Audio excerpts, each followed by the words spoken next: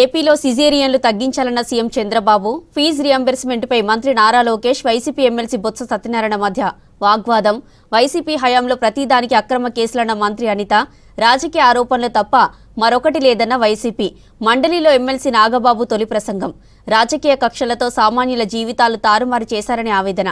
సభ నుంచి వైసీపీ సభ్యుల walkout. Visakha steel plant ప్రైవేటీకరణ వంటి రాష్ట్రంలోని కీలక అంశాలపై చర్చతో 4 ఏపీ శాసనసభ మండలి వాడివేడిగా జరిగాయి. ఇక మరోవైపు అసెంబ్లీ వేదికగా ప్రభుత్వం పచ్చి అబద్దాలు చెబుతుందని మండిపడ్డారు వైసీపీ నేతలు.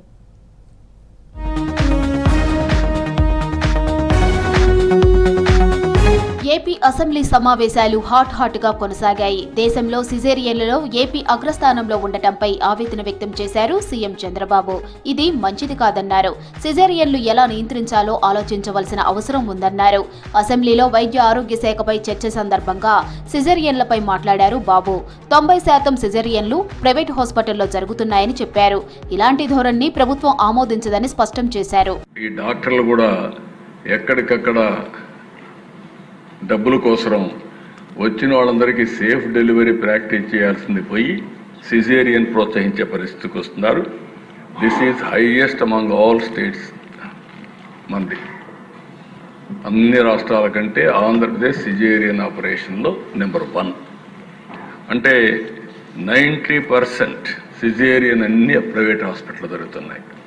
నవ్ ఐఎమ్ ఆస్కింగ్ హెల్త్ మినిస్టర్ని, వాళ్ళందరినీ పిలిపించి చెప్పి ఈ ప్రభుత్వం దీన్ని ఏమాత్రం కూడా ఆమోదించాం. సేఫ్ డెలివరీ, యోగా కూడా నేర్పించే పరిస్థితి రావాలి. ఏపీ శాసన మండలి వాడివేడిగా జరిగింది. మంత్రి నారా లోకేష్, వైసీపీ ఎమ్మెల్సీ బొత్స సత్యనారాయణ మధ్య వాగ్వాదం జరిగింది. ఫీజు రియంబర్స్మెంట్ పై చర్చకు డిమాండ్ చేస్తూ వాయిదా తీర్మానమిచ్చారు వైసీపీ సభ్యులు. మండలి చైర్మన్ తీర్మానాన్ని తిరస్కరించారు. ఆ తర్వాత ఇదే అంశంపై సభలో మాట్లాడారు లోకేష్. వైసీపీ హయాంలో ఫీజు రియంబర్స్మెంట్ బకాయిలు పెట్టింది కాక మాపై విమర్శల అని వైసీపీ సభ్యులను నిలదీశారు. ఈ క్రమంలోనే మంత్రి అసభ్య వ్యాఖ్యలు చేశారంటూ ఆగ్రహం వ్యక్తం చేశారు బొత్స సత్యనారాయణ. అందరూ సభా మర్యాదలు పాటించాలని చెప్పారు. పరుష పదాలు వాడకూడదన్నారు.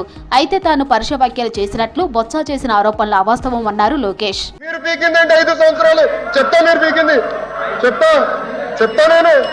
ఏంటంటే మా సభ్యురాలు మాట్లాడినప్పుడు ఆవిడేమి కొత్తగా ఏమి కోట్ చేసి మాట్లాడలే. మీరు చెప్పిన మాటలనే చెప్పారు. మీరు చెప్పారు, అవే చెప్పారు తప్ప ఏమి కొత్త మాట ఏమీ మాట్లాడలే. మీరు మాట్లాడి తిరిగి కోట్ చేస్తే గౌరవ మంత్రి గారు వచ్చి అంత ఆవేశం ఏం పిక్కు ఇదేనండి సభ సాంప్రదాయం, ఇదేనండి ఎవరు చెప్పారు? అక్రమ కేసులపై మండలిలో వైసీపీ, టీడీపీ సభ్యుల మధ్య వాదనలు జరిగాయి. వైసీపీ హయాంలో ప్రతిదానికి అక్రమ కేసులు పెట్టారన్నారు మంత్రి వంగలపూడి అనిత. నిరసనలు తెలిపినా, సోషల్ మీడియాలో పోస్టులు పెట్టినా తప్పుడు కేసులు బనాయించి అరెస్టు చేశారని చెప్పారు.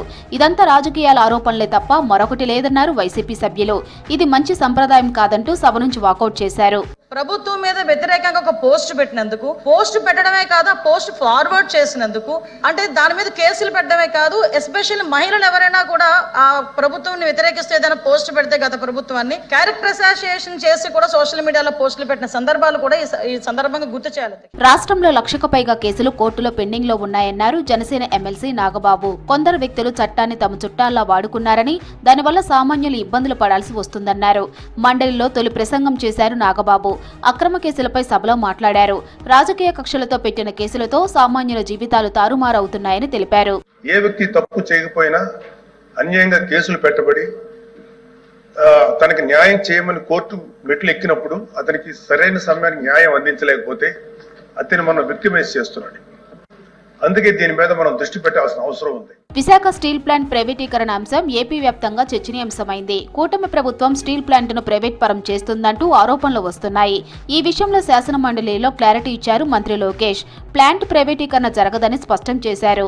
వైసీపీ అవగాహన లేకుండా ప్రైవేటీకరణ అంటూ దుష్ప్రచారం చేస్తుందన్నారు. అసత్య ప్రచారాలు చేయటమే వైసీపీ పనిగా పెట్టుకుందని మండిపడ్డారు లోకేష్.